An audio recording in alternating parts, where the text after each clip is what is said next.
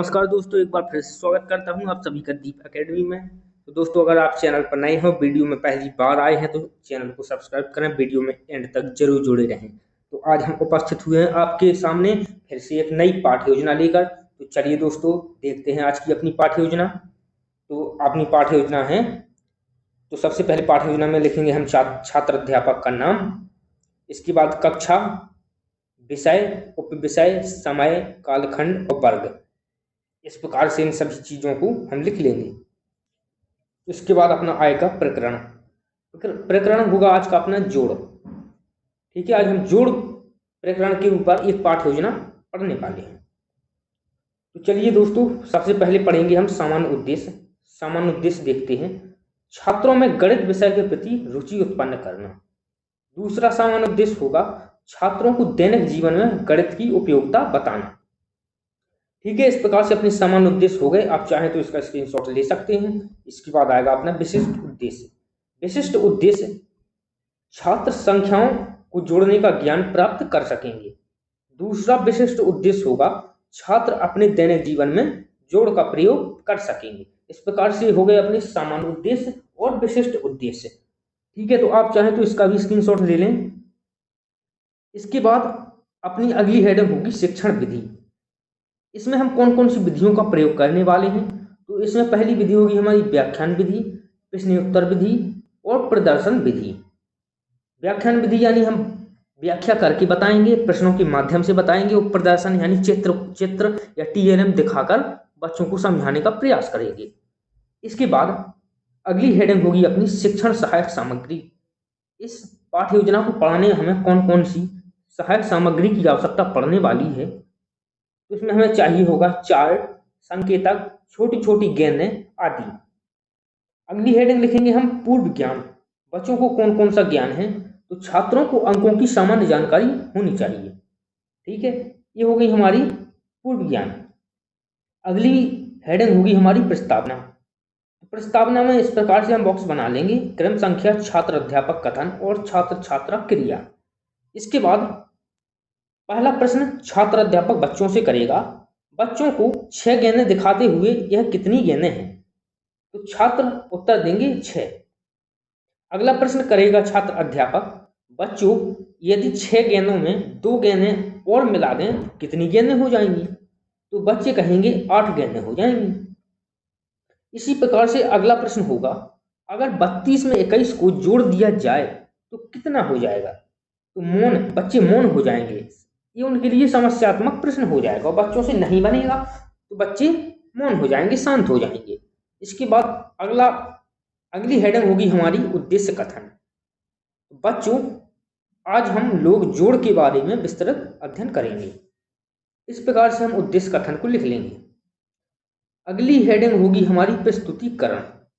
प्रस्तुतिकरण में पहली लाइन होगी हमारी शिक्षण बिंदु होगी, दूसरी होगी छात्र अध्यापक क्रियाकलाप या छात्र अध्यापक क्रिया, छात्र छात्रा क्रिया और श्यामपट्ट कार्य।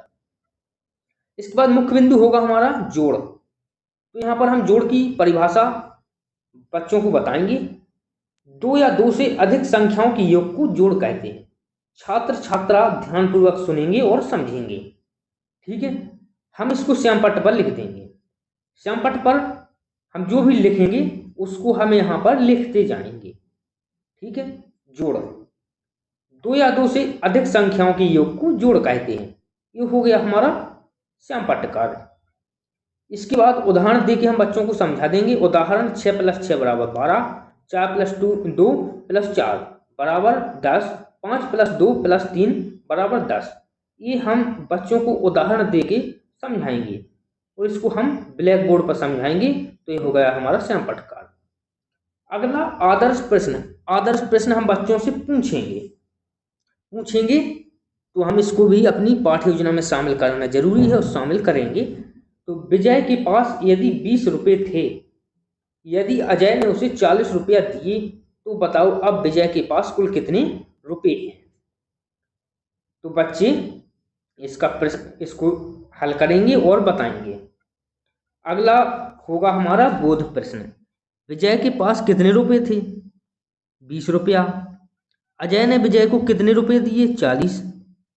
तो विजय के पास 20, अजय ने विजय को दिए 40, टोटल 20 + 40 = 60। अतः विजय के पास 60 रुपया हो गए। ठीक है, ये सभी हम अपने श्याम पट्ट कार्य के रूप में श्याम पट्ट पर लिखेंगे और अपनी पाठ्य योजना में इसको श्याम पट्ट कॉलम में शामिल कर लेंगे। इसके बाद